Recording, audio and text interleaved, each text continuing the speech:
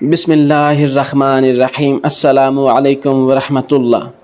ایک دفعہ سلطان صلاح الدین ایوبی رحمۃ اللہ علیہ کو جاسوس نے خبر دی کہ سلطان معظم رینالڈ بادشاہ کے قبضے میں ایک ایسا قبیلہ ہے جس میں جو بھی انسان قبیلے میں چاہے وہ عام آدمی ہو یا سپاہی، شہید ہو تو رینالڈ بادشاہ کے سپاہی رینالڈ بادشاہ کے حکم کے مطابق سپاہیوں کو دفن نہیں کرنے دیتے بلکہ جلا دیتے ہیں۔ وہ کہتے ہیں کہ اگر تم نے اس قبیلے میں رہنا ہے تو تمہیں ہماری روایات کے مطابق چلنا ہوگا۔ یہ سن کر سلطان بڑا پریشان ہوا، کیونکہ اس سے پہلے سلطان صلاح الدین ایوبی رحمۃ اللہ علیہ رینالڈ بادشاہ کے ساتھ معاہدہ کر چکا تھا، جس کے مطابق بادشاہ اور سلطان معظم آپس میں جنگ نہیں کر سکتے تھے۔ جب سلطان نے اس قبیلے کے بارے میں مزید پوچھا کہ اس قبیلے کا سردار بادشاہ کے سامنے اپنے حق کی بات کیوں نہیں کر سکتا، تو سپاہی نے کہا، حضور ہماری خبر کے مطابق اس کے قبیلے کا سردار رینالڈ بادشاہ کی بیعت کرتا ہے اور وہ ہر بات اسی کی مانتا ہے۔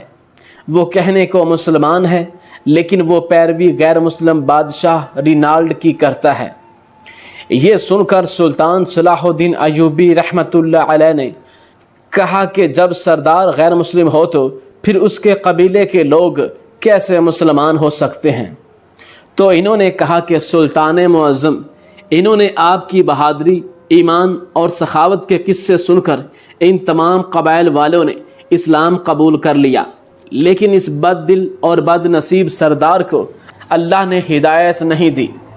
وہ سونے کا پجاری ہے اور رینالڈ بادشاہ کی پیروی کرتا ہے۔ یہ سن کر سلطان مزید پریشان ہوا اور کہا کہ میں اس قبیلے کو اس طرح ظالم بادشاہ کے رحم و کرم پر نہیں چھوڑ سکتا۔ جب وہ بادشاہ قبیلے کے شہید سپاہیوں کو دفن نہیں کرنے دیتا تو ان کو بنیادی حقوق کیسے دیتا ہوگا؟ ان کی بیٹیوں، ماؤں کی عزت کیا ہوگی؟ ان قبیلے کے رہنے والوں کا رہن سہن کیا ہوگا؟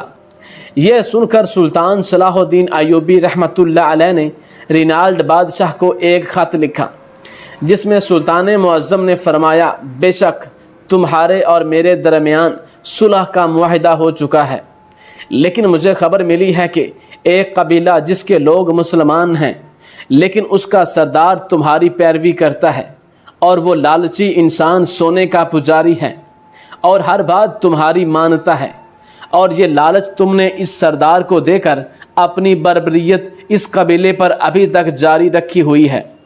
میری معلومات کے مطابق اس قبیلے کے شہید سپاہیوں کو تمہارے سپاہی دفن بھی نہیں کرنے دیتے اور انہیں جلا دیتے ہو۔ اگر تم نے یہ کام آج کے بعد نہیں روکا تو میں بھی بھول جاؤں گا کہ تمہارے اور میرے درمیان کوئی معاہدہ ہوا تھا۔ جب یہ خط رینالڈ بادشاہ نے سنا تو اسی وقت اپنے قاصد کو سلطان صلاح الدین ایوبی رحمۃ اللہ علیہ کے پاس بھیجا اور کہا کہ ہمارے بادشاہ نے آپ کو دعوت دی ہے اور کہا ہے کہ آپ آج رات کا کھانا میرے پاس کھائیں اور اس قبیلے کے بارے میں بیٹھ کر صبر و تحمل سے بات کریں گے۔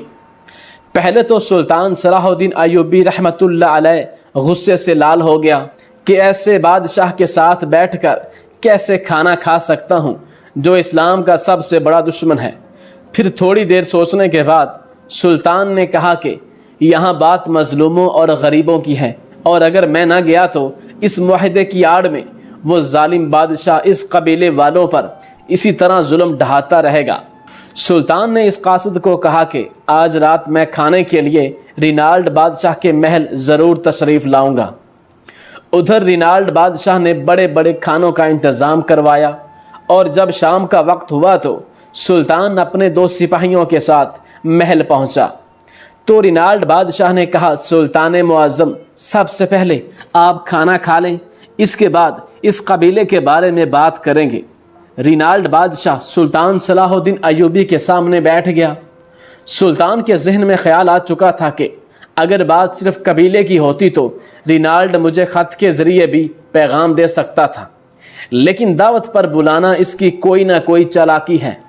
ادھر رینالڈ بادشاہ نے سلطان معظم کے لیے ایک منصوبہ تیار کر رکھا تھا۔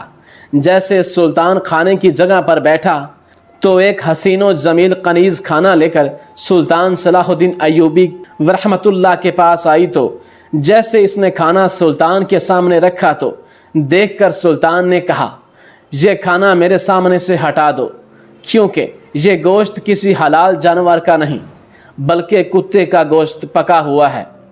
یہ سن کر رینالڈ نے کہا، سلطان معظم، شاید آپ کو کوئی غلط فہمی ہو گئی ہے۔ سلطان نے بادشاہ کی بات کو کاٹتے ہوئے پوچھا، یہ لڑکی کون ہے اور کہاں سے آئی ہے؟ رینالڈ بادشاہ نے کہا، یہ میری بیوی اور کنیز ہے۔ سلطان نے کہا، کیا مطلب؟ تمہاری بیوی ہے یا کنیز؟ رینالڈ بادشاہ نے چلاکی سے جواب دیا، یہ میری تمام کنیزوں کی سردار ہے اور میں اسے بیوی کا درجہ دیتا ہوں، اور یہ دنیا کی سب سے خوبصورت عورت مجھے میرے ایک بادشاہ نے تحفے میں دی ہے، اور اس نے کہا ہے کہ یہ ایک پاک دامن عورت ہے، ابھی تک اس کو کسی مرد نے چھوا تک نہیں۔ یہ سن کر سلطان صلاح الدین ایوبی نے فرمایا، بادشاہ رینالڈ، اگر یہ گوشت حلال جانور کا بھی ہوتا تو میں کبھی اس کو ہاتھ تک نہ لگاتا۔ یہ سن کر بادشاہ بڑا حیران ہوا اور کہا کہ سلطان معظم، ایسی کیا بات ہے؟ تو سلطان نے کہا کہ یہ جو عورت گوشت لے کر آئی ہے یہ بدکار عورت ہے اور آج تک یہ کئی مردوں کے ساتھ سو چکی ہے۔ پھر سلطان نے کہا، اس عورت کی بات چھوڑو، تم اتنے بڑے بادشاہ ہو کر اپنے باپ کی اولاد نہیں ہو۔ یہ سن کر بادشاہ نے کہا کہ مسلمانوں کے سلطان، اگر آج تم میرے گھر میں موجود نہ ہوتے تو شاید میرے تمہارے درمیان جنگ کھڑی ہو جاتی۔ سلطان نے کہا کہ اگر یہ میری تینوں باتیں غلط ہوں تو پھر تمہارا جنگ کرنا جائز بنتا ہے۔ رینالڈ بادشاہ نے کہا، مسلمانوں کے سلطان، اگر آپ اپنے تینوں باتیں سچ ثابت کر دو تو اس قبیلے کو میں مکمل طور پر آزاد کر کے تمہارے حوالے کر دوں گا۔ یہ سن کر سلطان صلاح الدین ایوبی رحمۃ اللہ علیہ نے کہا کہ میں اپنی بات کو ثابت کرنے کے لیے تیار ہوں۔ پھر بادشاہ نے کہا کہ آپ کو کیسے معلوم ہوا کہ یہ گوشت کتے کا پکا ہوا ہے؟ تو سلطان نے کہا، جب اس عورت نے میرے سامنے گوشت رکھا تو گوشت کی ہر بوٹی کی طرف چربی ہی چربی تھی، اور ایک مسلمان کھانے کے دور سے دیکھ کر یہ پہچان جاتا ہے کہ یہ کھانا حلال ہے یا حرام ہے۔ اس لیے مجھے پتہ چل گیا کہ گوشت کسی حرام جانور یعنی کتے کا ہے۔ اور دوسری بات، جب یہ عورت میرے پاس کھانا لے کر آ رہی تھی تو اس کی نظروں اور اس کے چلنے کے انداز سے ہی مجھے پتہ چل گیا کہ یہ لڑکی بدکار ہے۔ اور پھر بادشاہ نے کہا، میرا تیسرا سوال کہ آپ کو کیسے معلوم ہے کہ میں اپنے باپ کی اولاد نہیں؟ تو سلطان نے کہا کہ جو شخص اپنے مہمان کو کتے کا گوشت ایک بدکار عورت کے ہاتھوں کھلوا سکتا ہے تو وہ اپنے باپ کی اولاد کیسے ہو سکتا ہے؟ تو یہ سن کر بادشاہ بڑا شرمندہ ہوا، کیونکہ سلطان کی تینوں باتیں درست تھیں۔